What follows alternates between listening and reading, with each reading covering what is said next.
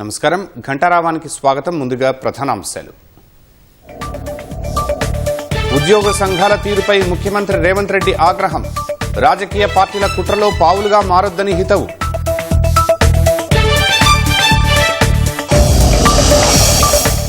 తనను కోసినా గానీ ఆదాయానికి మించి చేయలేనన్న రేవంత్. సమస్య ఉంటే చర్చించుకుందామని ఉద్యోగ సంఘాలకు విజ్ఞప్తి.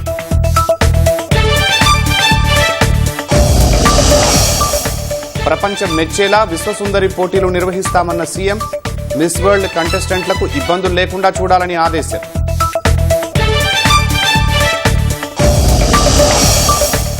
రాష్ట్రంలో పలు పైవంతెనలు అభివృద్ధి పనులు ప్రారంభించిన గడ్కరీ. తెలంగాణ ముఖ చిత్రాన్ని మార్చేస్తామని స్పష్టీకరణ.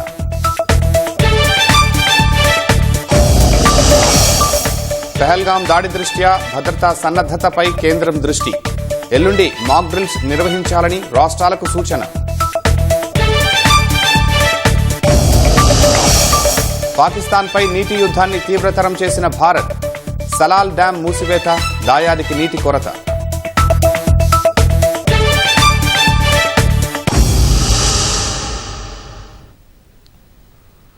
పాకిస్తాన్పై భారత్ ప్రతీకార దాడులు చేయవచ్చనే అంచనాలు నెలకొన్న తరుణంలో కేంద్ర హోంశాఖ రాష్ట్రాలకు కీలక ఆదేశాలు జారీ చేసింది.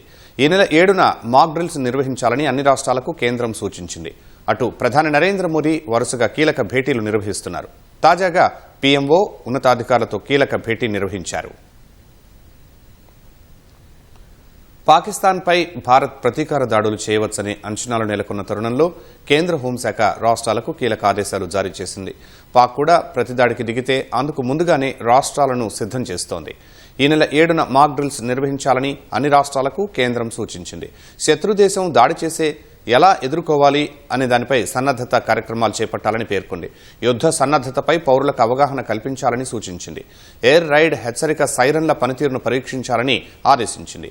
అత్యవసర సమయాల్లో ఎలా స్పందించాలో పౌరులకు తెలపాలని నిర్దేశించింది.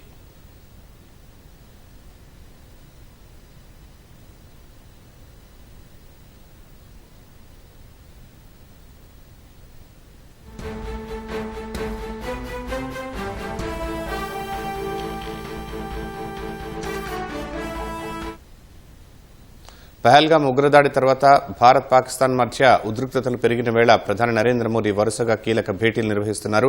తాజాగా పీఎంఓ అధికారులతో ప్రధాని మోదీ ఉన్నత స్థాయి సమావేశం నిర్వహించారు. పీఎంఓ అధికారులతో పాటు జాతీయ భద్రతా సలహాదారు అజిత్ డోభాల్గా ఈ సమావేశానికి హాజరై ప్రస్తుత పరిస్థితులు, తదుపరి తీసుకోవాల్సిన చర్యలు వంటి కీలక అంశాలపై చర్చిస్తున్నట్లు తెలుస్తోంది.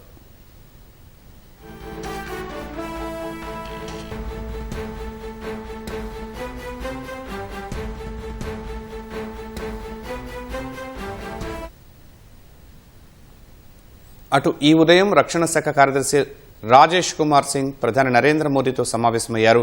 శనివారం నావికా దళాధిపతి అడ్మిరల్ దినేష్ త్రిపాఠి ప్రధానితో సమావేశమై తమ దళం సన్నద్దతను, అరేబియా సముద్రంలో పరిస్థితిని తెలియజేశారు. ఆదివారం వైమానిక దళాధిపతి air chief marshal AP Singh మోదీతో సమావేశమై భద్రతాపరమైన సన్నాహాలు, పరిస్థితులను వివరించారు. తాజాగా రక్షణ శాఖ కార్యదర్శి ప్రధానితో సమావేశం కావడం ప్రాధాన్యతను సంతరించుకుంది. పహల్గాం దాడికి సంబంధించి ప్రతిస్పందించేందుకు భద్రతా దళాలకు పూర్తి స్వేచ్ఛ ఇస్తున్నట్లు ప్రధాని ఇప్పటికే ప్రకటించారు.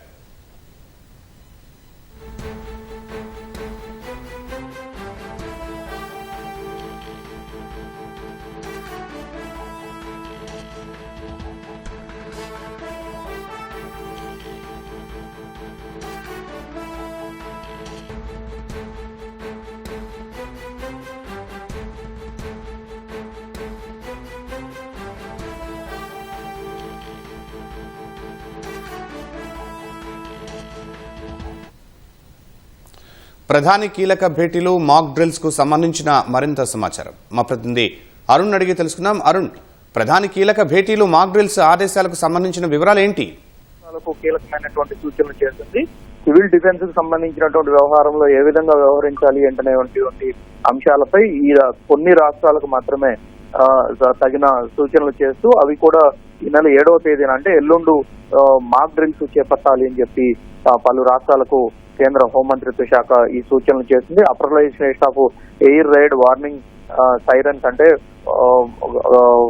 ఎయిర్ డిఫెన్స్ సిస్టమ్ కి సంబంధించినటువంటి వ్యవహారంలో ఎక్కడైనా దాడులు జరగడానికి ఆస్కారం ఉంది అనేటువంటి సూచనలు సలహాలు ఏవైనా ఉంటే, ఒకవేళ ఏదైనా ఎమర్జెన్సీ పరిస్థితి వచ్చి ఉంటే అందుకు సైరన్ వ్యవస్థను ఏర్పాటు చేయటము, దాన్ని వెంటనే అమల్లోకి తీసుకొచ్చే విధంగా, దాన్ని అమలు చేసే విధంగా ప్రజలకు అవగాహన కల్పించడం కోసం అని చెప్తేనే ఈ మొత్తం మాక్ డ్రిల్ ను నిర్వహించాలి అని చెప్పి కేంద్ర ప్రభుత్వం కేంద్ర హోంమంత్రిత్వ శాఖ ప్రత్యేకంగా సూచనలు చేసింది. గాలిలో వైమానిక పరమైనటువంటి దాడులు ఏవైనా జరిగితే దానికి ఏ విధంగా వ్యవహరించాలి, ఎలా సూచనలు చేయాలి, ప్రజలు కంగారు పడకుండా, ప్రజలు ఇబ్బందులు పడకుండా ముందస్తుగా ఎలాంటి సూచనలు చేయాలి, దానికి సైరన్ ఇచ్చి ఎలా అప్రమత్తం చేయాలనేటువంటి విషయాలపైన పూర్తి స్థాయిలో ఈ మాక్ డ్రిల్ జరపాలి అని చెప్పి సూచనలో పేర్కొనడం జరిగింది. దాంతో పాటుగా సివిలియన్ యువకులకు, అదేవిధంగా విద్యార్థులు, కాలేజీకి వెళ్లేటువంటి, హై స్కూల్ కు వెళ్లేటువంటి విద్యార్థులకు, వీటితో పాటుగా పలు ఎంపిక చేసినటువంటి అంటే ఎన్సీసీ తర్వాత మిగిలినటువంటి స్వచ్ఛంద కార్యక్రమాలు నిర్వహించేటువంటి ఎవరైతే సివిలియన్స్ ఉన్నారో వారితో పాటు పలు స్వచ్ఛంద సంస్థలకు సంబంధించినటువంటి కార్యకర్తలకు కూడా దీనిపైన అవగాహన కల్పించే విధంగా చూడాలని, దాంతో పాటుగా provision of crash blackout measures అంటే ఒకవేళ ఏదన్నా జరగరాని రీతిలో దాడులు జరిగి ఏదైనా బ్లాస్ట్ లాంటివి జరిగితే, పేలుడ్ లాంటివి ఘటనలు జరిగినా, లేదు వైమానిక పరమైనటువంటి వాటి నుంచి ఏవైనా ఆయుధాల ద్వారా దాడి జరిగినా వాటికి సంబంధించినటువంటి విషయంలో ఏ విధంగా ఉండాలి, ఎలా అప్రమత్తం కావాలి అనేటువంటి విషయాలన్నిటిపైన ఈ అప్రమత్తత సంబంధించినటువంటి వ్యవహారంలో ముందస్తు చర్యలు తీసుకోవాలని, అందుకు తగిన విధంగా 7వ తేదీన మాక్ డ్రిల్ నిర్వహించి ప్రజలను అప్రమత్తం చేయాలి అని చెప్పని పలు రాష్ట్రాలకు ఈ సూచనలు చేసింది.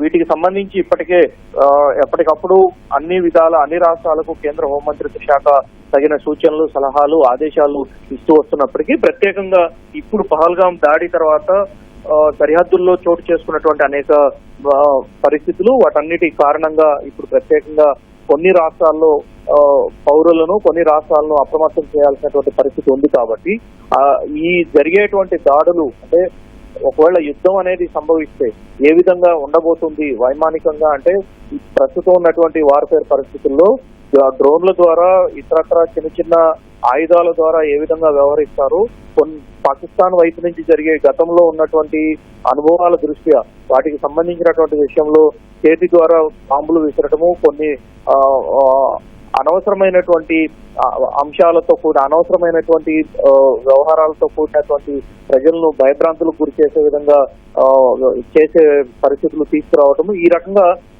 పాక్ కొంత కవ్వింపు చర్యలకు, రెచ్చగొట్టే చర్యలకు పాల్పడేటువంటి అవకాశం ఉంది. కాబట్టి ఆ నేపథ్యంలో ఈ రకమైనటువంటి ముందస్తు చర్యలు చేపట్టాలని కొన్ని రాష్ట్రాలకు కేంద్ర ప్రభుత్వం సూచనలు చేసింది. అయితే ప్రస్తుతం ఉన్నటువంటి పరిస్థితుల్లో పాకిస్తాన్ సరిహద్దుగా ఉన్నటువంటి, ప్రధానంగా ఉన్నటువంటి పాకిస్తాన్ తో సరిహద్దు పంచుకుంటున్నటువంటి పంజాబ్, రాజస్థాన్, గుజరాత్ ఈ రాష్ట్రాలతో పాటుగా జమ్మూ కాశ్మీర్, హిమాచల్ ప్రదేశ్ వంటి రాష్ట్రాలకు కూడా ఈ రకమైనటువంటి సూచనలు చేసినట్లుగా తెలుస్తా ఉంది.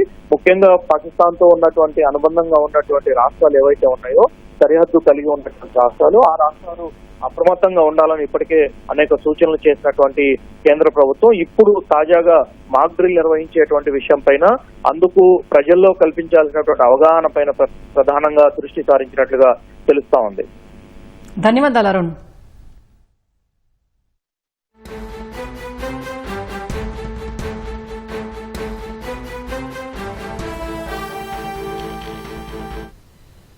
హైదరాబాద్ అంబర్పేటలో కేంద్ర మంత్రి నితిన్ గడ్కరీ మాట్లాడుతున్నారు. ప్రత్యక్ష ప్రసారం ద్వారా చూద్దాం.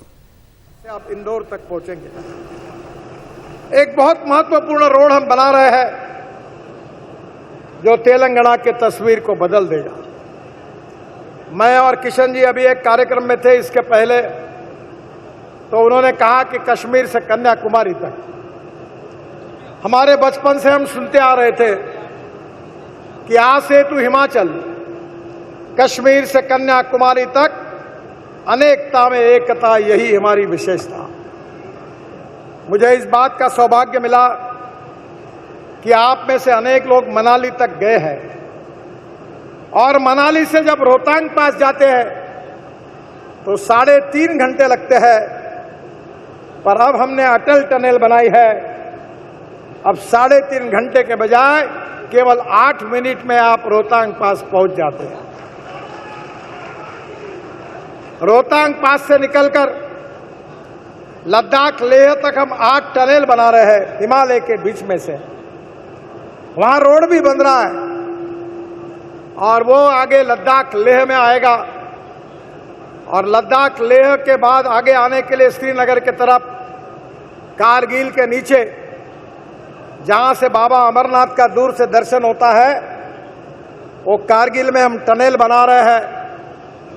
जो टनल की कीमत 12,000 करोड़ रुपए थी, जो आशिया की सबसे बड़ी टनल है 12 किलोमीटर, वो टनल हम 5,200 करोड़ रुपए में पूरी कर रहे हैं। एक ही प्रोजेक्ट पर हमने 6,000 करोड़ बचाए, वो भी टनल पूरी हो रही है। 75% काम पूरा हुआ है। उसके बाद झेड़मोर टनल, जहां बीच में आतंकवादियों ने हमला किया था, वो भी टनल का उद्घाटन प्रधानमंत्री जी ने किया है। वहां से हम श्रीनगर आते हैं और श्रीनगर से कटरा तक, जम्मू तक हम 36 टनल बना रहे हैं, जिसमें से 23 टनल बन चुकी है। करीब 3-4 को छोड़कर बाकी का काम शुरू हो गया है। और वैष्णो देवी का जो पवित्र स्थान है, वो लगने के पहले दिल्ली से कटरा हाईवे शुरू होता है। अमृतसर से होकर हम दिल्ली आएंगे और दिल्ली आने के बाद दिल्ली मुंबई एक्सप्रेस हाईवे 1,10,000 करोड़ का करीब 90% काम हमने पूरा कर लिया है। और इस हाईवे से आने के बाद हम सूरत तक आएंगे। अगर दक्षिण में हैदराबाद, बेंगलोर, चेन्नई, कन्याकुमारी, कोचीन, त्रिवेंद्रम, अगर दिल्ली से उत्तर भारत से अगर आना होगा तो हमें मुंबई, पुणे, सोलापुर और कोल्हापुर जाना पड़ता था। अब सूरत से हम नया हाईवे बना रहे, एक्सिस कंट्रोल एक्सप्रेस हाईवे, जो सूरत से निकलेगा नासिक, नासिक से अहमदनगर, अहमदनगर से सोलापुर, सोलापुर से कर्नूल और कर्नूल से हैदराबाद, चेन्नई, कन्याकुमारी, बेंगलोर, बेंगलोर, कोचीन, त्रिवेंद्रम। अब आपको मुंबई, पुणे जाने की जरूरत नहीं पड़ेगी। दिल्ली से चेन्नई तक का डिस्टेंस 320 किलोमीटर कम होगा। हैदराबाद का डिस्टेंस 265 किलोमीटर कम होगा। और ये हाईवे के कारण एक नए विकास की प्रक्रिया शुरू होगी। यह हाईवे में करीब 1100 किलोमीटर ये जो काम है, इसमें से करीब 73% काम पूरा हुआ है।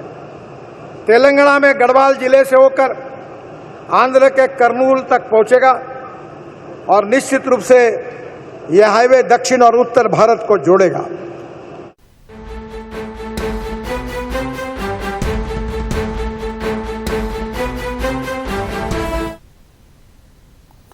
కరీంనగర్, నిర్మల్ జిల్లాలో స్వల్ప భూ ప్రకంపనలు వచ్చాయి. మరింత సమాచారం మా ప్రతినిధి సహన్ అడిగి తెలుసుకుందాం. సహన్, భూకంప కేంద్రం ఎక్కడుంది, ఏంటి ప్రకంపనల తీవ్రత? ఉమ్మడి కరీంనగర్ జిల్లా వ్యాప్తంగా పలు చోట్ల భూమి కంపించింది. ఉమ్మడి జిల్లా పరిధిలోని 4 జిల్లాల పరిధిలో వివిధ మండలాల్లో భూకంపం నమోదైంది. 3-4 సెకండ్ల పాటు భూమి కంపించడంతో ప్రజలు భయాందోళనకు గురయ్యారు. రిక్టర్ స్కేల్ పై భూకంప తీవ్రత 3.9గా నమోదైనట్లు అధికారులు ప్రకటించారు. ఉమ్మడి కరీంనగర్ జిల్లాతో పాటు నిర్మల్ జిల్లాలోని స్వల్ప భూ ప్రకంపనలు రేకెత్తాయి. నిర్మల్ జిల్లాలో 2 సెకండ్ల పాటు స్వల్ప భూ ప్రకంపనలు వచ్చాయి. కడియం, జిన్నారం, ఖానాపూర్, లక్ష్మణ్ చాందా మండలాల్లో భూ ప్రకంపనలు వచ్చాయి. సహన్, ఎట్లా రెస్పాండ్ అయ్యారు ప్రజలు? 2 సెకండ్ల పాటు భూమి కంపించడంతో ప్రజలు ఒక్కసారిగా భయాందోళనకు గురయ్యారు. కొంతమంది ఇళ్ల నుంచి బయటికి రావడము, కొంతమంది టీ కప్పు కదిలినట్టుగా, పేపర్లు కింద పడినట్టుగా ఫీల్ అవడం జరిగింది. Right Sahan, thank you.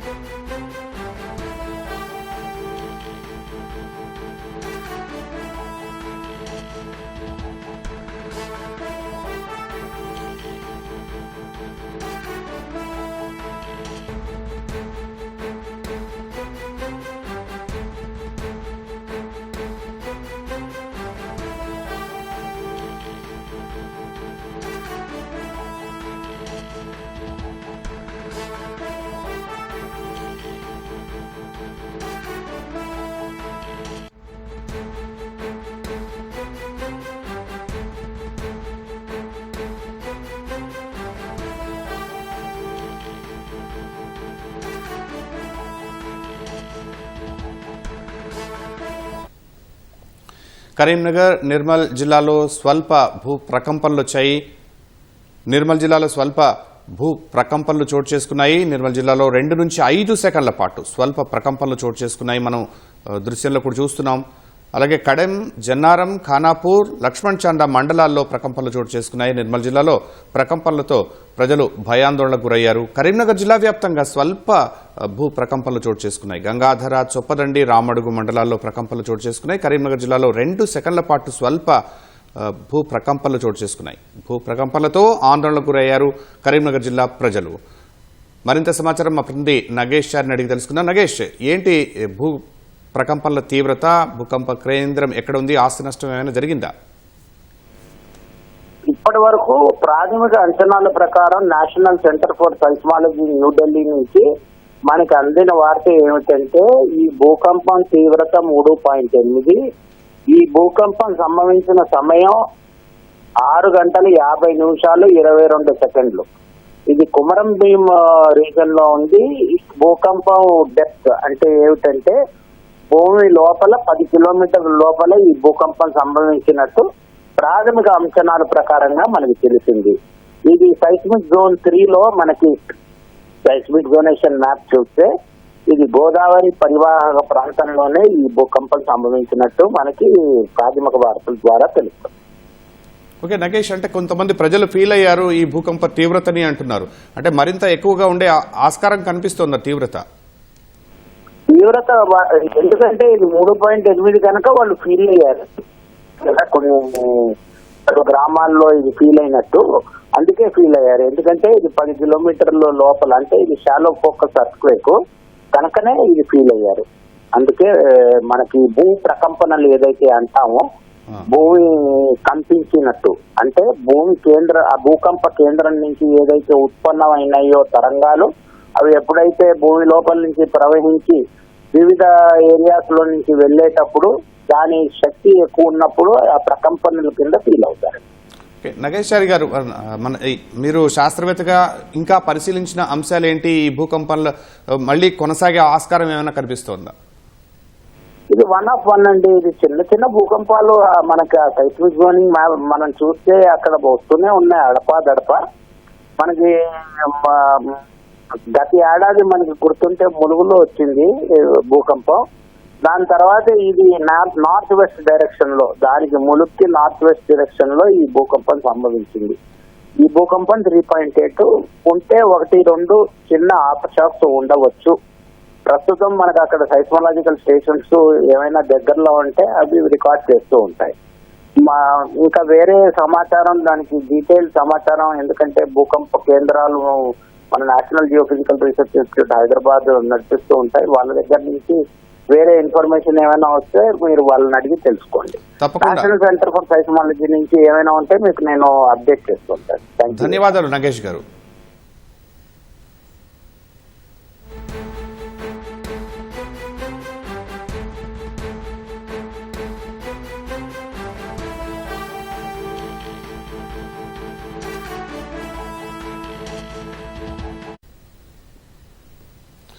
ప్రభుత్వంపై సమరమే అని ఉద్యోగ సంఘాలు ప్రకటించడంపై సీఎం రేవంత్ రెడ్డి మండిపడ్డారు. 1వ తేదీనే జీతాలు ఇస్తున్నందుకు సమరం చేస్తారా అని ప్రశ్నించారు. తనను కోసినా వచ్చిన ఆదాయానికి మించి చేయలేనని ముఖ్యమంత్రి స్పష్టం చేశారు.